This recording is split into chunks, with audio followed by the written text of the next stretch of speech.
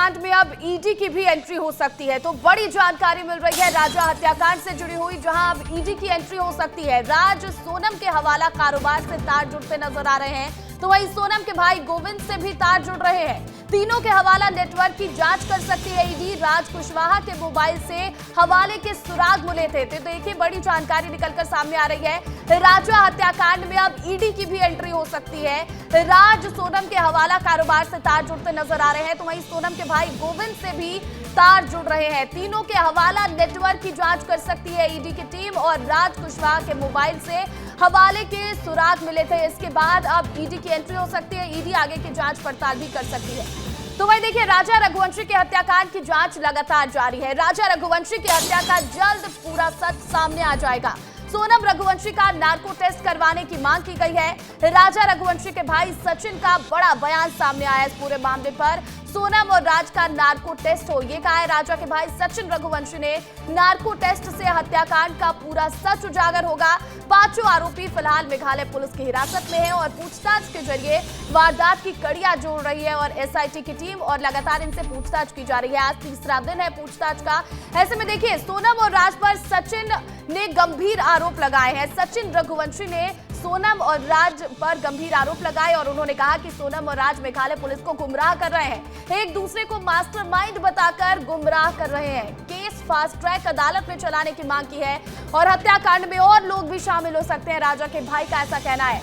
अब तक मेघालय पुलिस की गिरफ्त में है, गिरफ्त से बाहर है और भी आरोपी। सचिन का कहना कि और भी लोग इसमें शामिल हो सकते हैं और वो अभी मेघालय पुलिस की गिरफ्त से बाहर है। आगे की जांच की जानी चाहिए। अब हमारे सहयोगी पुनीत विजयवर्गीय के पास में चलती हूं, इंदौर में मौजूद है। पुनीत, देखिए, लगातार अपडेट सामने आ रहे हैं। ईडी की एंट्री होने वाली है, वहीं फास्ट ट्रैक कोर्ट में भी इस जांच की मांग की जा रही है कि सुनवाई की जाए। अब बिल्कुल प्रतिक्रिया, देखिए, अब ईडी की एंट्री हो सकती है क्योंकि हवाला का कारोबार का नेटवर्क सामने आया है।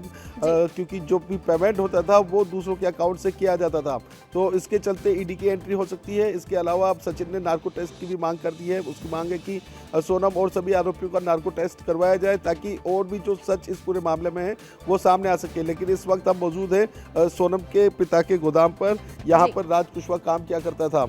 अब ये देखिए प्रतिज्ञा, ये जगह जो है ये लसूड़िया इलाका है, यहाँ पे काफ़ी गोदाम है और इसी लसूड़िया इलाके में ही वो फ्लैट लिया था जिसमें आकर सोनम ठहरी हुई थी।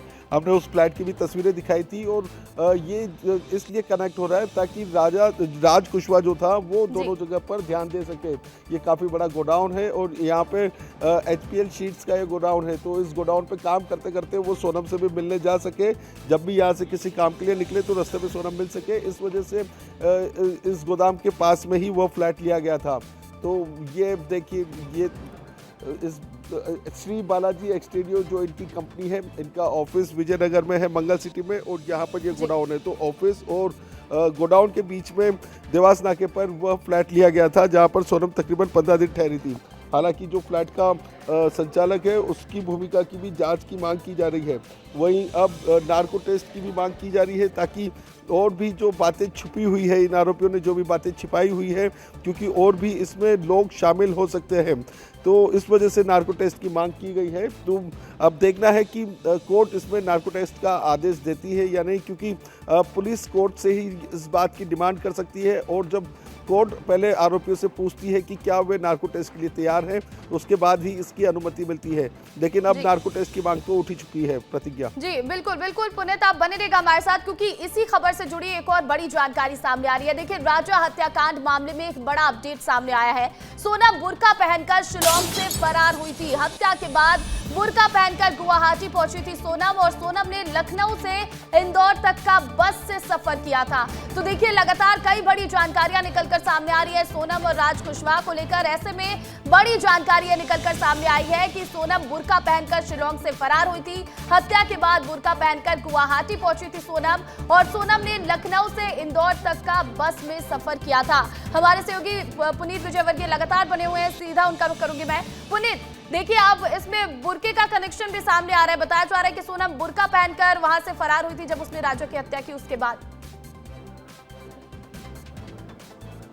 बिल्कुल देखिए 23 तारीख को जब राजा लापता हुआ था तो 24 तारीख से ही उनके फोटो के साथ में उनकी मिसिंग की खबर उठने लगी थी। विस्तार न्यूज़ लगातार ये खबर भी दिखा रहा था, तो ऐसे में कहीं ना कहीं सोनम को इस बात का अंदेशा था कि उसकी पहचान हो सकती है। तो एक बुर्का ही या ऐसी कपड़ा हो सकता है जिससे चेहरा छिपाया जा सकता है, जिससे पहचान ना हो।